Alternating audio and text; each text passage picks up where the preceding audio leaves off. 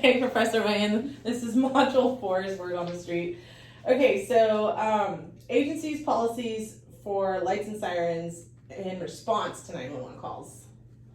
If it's dropped out as a 911 call, you respond with lights and sirens. Yeah.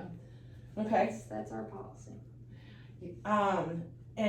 What is the policy for lights and sirens using transporting patients, which I think for the most part is kind of like paramedics' discretion and stuff. Do you have like a criteria, or I mean that's kind of a silly question, but it's personal preference. But yeah. I kind of, in my mind, think that if there's a chance that the patient is going to deteriorate between point A and the hospital, and I need to get them there faster, I'm going to go with lights and sirens. Or if they're already critical, then you know that one's kind of a given. Your patient's critical, they need to be there. Or if they're going to get worse. Okay. Between here and there, that's kind of how I make my judgment decision there. Okay, so like, for you know, just out of curiosity, like when you're on the way and you go code 12, which is our non-lights and sirens, non-emergent transport, like, is it the same concept for when to upgrade as like when you start feeling like, oh crap, this is not going to turn out well? You know, that happens. Just say you go for a seizure call and your patient's no longer seizing when you get there, they're fine, and all of a sudden you're en route to the hospital and they start seizing again.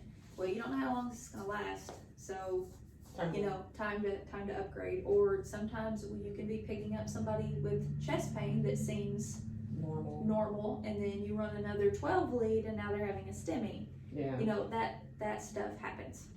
So those are those times that you're like, hey, excuse me, let's go just a little faster.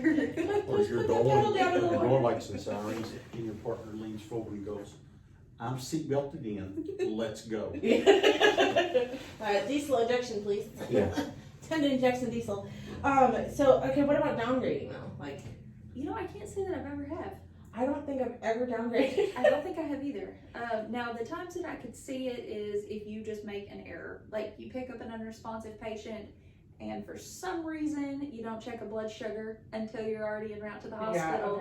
And you check a blood sugar, and it's 18, and you're like, oh, oops. I think this patient's not dying now. Hang on just a minute. Yeah. You know, I could see it something like that, but I don't think that I've ever downgraded. Yeah, I don't think I've ever. I'm just thinking maybe like when in my beginning years as a brand new paramedic, you know, I hadn't dried yet or whatever, and I was like, you know, but I don't remember doing it either. Yeah, I don't think in the 32 years that I've been doing EMS that I've ever downgraded from running lights and sirens to not running lights and sirens. Now, there's been a few times that I've had to stick my head up front and tell whoever's driving me to take it easy. Excuse me, I'm in the back, please.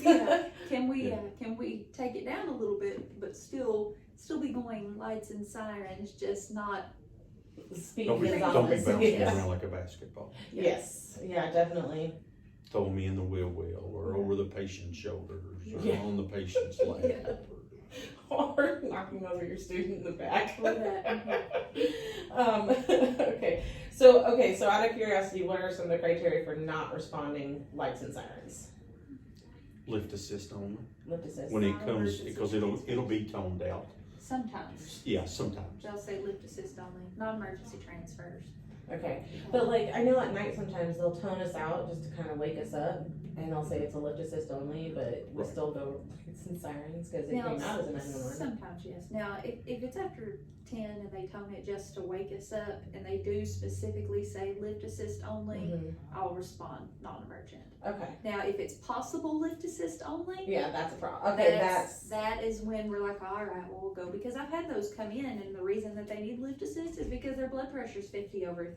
Or they're no wonder they're weak. Yeah. So you know, but if it's there was a call today needing help off the toilet.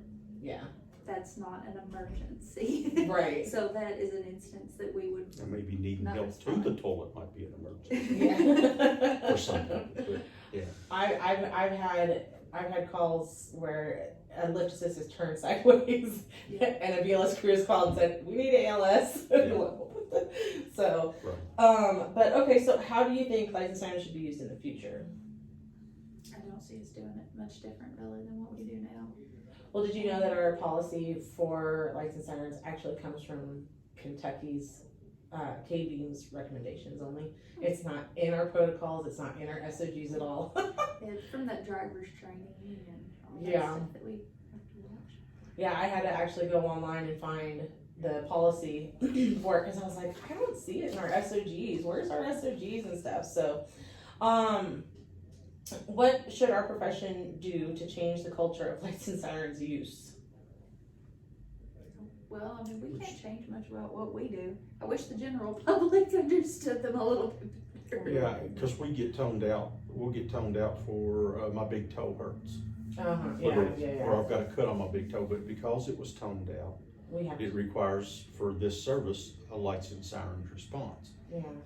Me, I don't think we should, but there's nothing that, we can do to change that, because they've stated that if it's toned, it's a 911 call and you respond lights and sirens.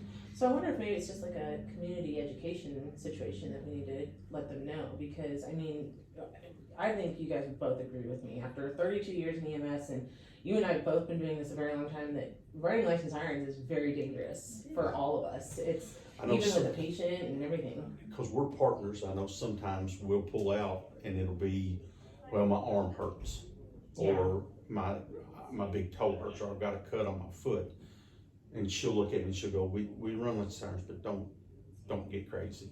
I'm like, okay, so, 45 miles an hour instead of 60 or 65 miles an hour to the call. Mm-hmm. We're still by policy running lights and sirens, but we're just not hurting anyone. Yeah.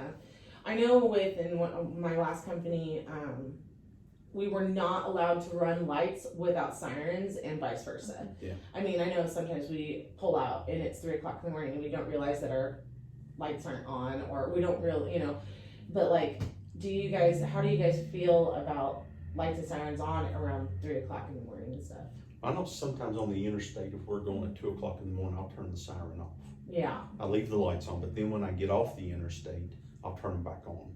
Especially if we're going to Lexington, because Lexington has traffic on the roads 24 hours a day. Yeah.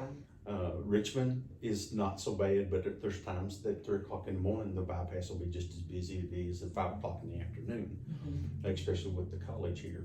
Oh yeah, especially like the concerts and everything that they have going on and stuff like that. Okay, cool. Well, thank you very much. I really, really appreciate you guys helping me with this. Can't begin to tell you how much, because this literally just caught me up on those. So I will make these private, but thank you